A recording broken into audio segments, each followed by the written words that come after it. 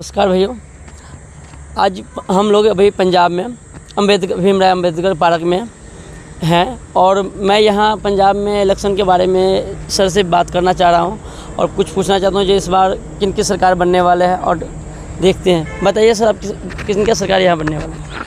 अभी सारे देश में इलेक्शन के बारे में हर एक जगह पर चल रहा है प्रचार प्रसार जो भी कुछ है। आज पंजाब में और ऑल इंडिया में लमसम लास्ट चरण में इलेक्शन होने वाला है। क्या आप उम्मीद किया जा सकता है इस बार किन के सरकार बन सकते हैं यहाँ? इसमें कोई दो राय नहीं है कि बीजेपी जीतेगा, लेकिन ये 400 का नारा दिया जा रहा है, ये साइकोलॉजिकल इफेक्ट है। 400 नहीं आएगा लेकिन बहुमत से सरकार बना लेगा। और एक और चीज़ बताना चाहता हूँ, 7वें चरण के चुनाव 57 सीट पर हो रहा पूरे देश में, जहाँ पे पंजाब में 13 लोकसभा सीट है। यहाँ पे मुझे लगता है यहाँ पे 10 कम से कम तो बीजेपी जीतेगा है, क्योंकि इस टाइम मोदी जी कन्याकुमारी वहाँ पहुँचे हैं, वहाँ पे अपना ध्यान लगा रहा। स्वामी विवेकानंद वहाँ पे जो मेमोरियल वहाँ पे गया है ध्यान लगाने के लिए, और वो एक संदेश देना चाहता है हिंदू वोटर को कि देखिए भैया, आप कुछ भी कर लीजिए, हम वोटर को मतलब अपना हिंदू वोटर के प्राथमिकता ज़्यादा दे रहे हैं। लेकिन जो मुस्लिम भाई है वो लोग भी सोच रहे कहीं ना कहीं मोदी जी के जुड़ के हमारे पास विकास होगा। और इंडिया अलायंस है वो कहीं ना कहीं मतलब ऐसे राजनीति कर रहा, फ्री के देना चीज़ें, और उसके जितना भी गठबंधन जुड़ा हुआ है वो एकजुट नहीं रहने वाले। इसलिए लोग समझ चुका है कि हमको किस में विकास है देश के लिए। क्या मोदी, आपको लगता है कि मोदी जी आएगा तो देश का विकास होगा? अब बिल्कुल होगा। 5 साल के उदाहरण देख लीजिए, क्योंकि वो स्टेबल सरकार रहा और 5 साल में बहुत सारे धारा 353 और इंफ्रास्ट्रक्चर और डिफेंस के जो एकदम विस्तार किया है उसमें बहुत बदलाव हुआ है। हमारे अब भारतीय सेना दुनिया के तीसरी सबसे बड़ी सेना है और 5वें सबसे बड़ी अर्थव्यवस्था हो चुका है। सर फिर आप कहते हैं डिफेंस लाइन में जो इतना काम किया, तो फिर ऐसा क्यों होता है गवर्नमेंट के माध्यम से जो इसका मान लो आपको भी पता है जो डिफेंस में अग्निवीर वाला जो आया 5 साल 4 साल की जॉब के लिए आया हुआ था, जब उसकी इनकेस ठीक है चलो जो भी परिवार में रहता है, अगर उसके जो डिफेंस में लगा हुआ है उसके खुदा ने खास्ता कोई घटना हो जाता है, फिर उसके परिवार को क्यों नहीं कुछ मुआवजा मिला जाता है?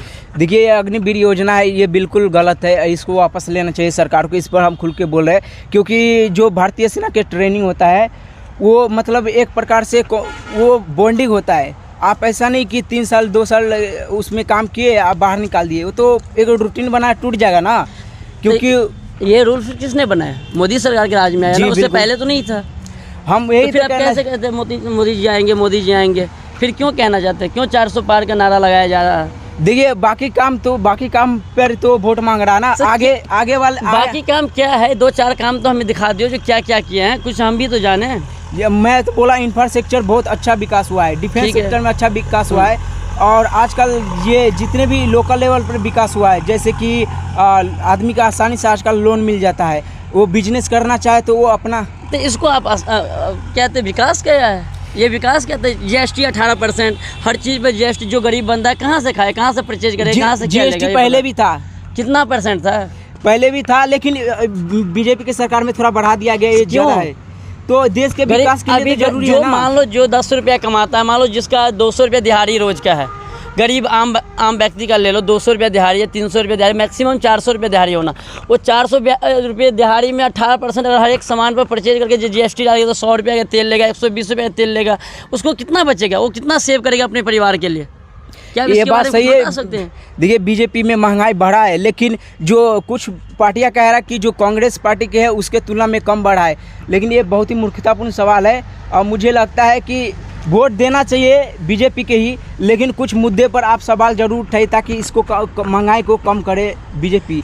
जैसे गैस सिलेंडर का दाम बढ़ गया है, सब लोग ये बोले कि भैया हम आपको वोट दे रहे हैं, लेकिन गैस सिलेंडर का दाम कम से कम बढ़ा दीजिए, बिजली का भी कुछ छूट दीजिए, क्योंकि आम आदमी पार्टी या कांग्रेस पार्टी भी कई जगह 200 यूनिट बिजली मुफ्त दे रहा, और वहाँ पे घाटा भी नहीं है, क्योंकि दिल्ली में कर्जा कम है और वहाँ पे बहुत चीज़ मुफ्त में दिया जा रहा है। वहीं गुजरात में देखोगे तो कई मतलब 57-58 हज़ार करोड़ रुपए वहाँ पे कर्ज हो चुका है, वहाँ पे मुफ्त भी चीज़ भी नहीं है। तो इस चीज़ में बहुत अच्छा कर रहा विपक्ष वाली पार्टियाँ, इसमें सुधार करने की ज़रूरत है।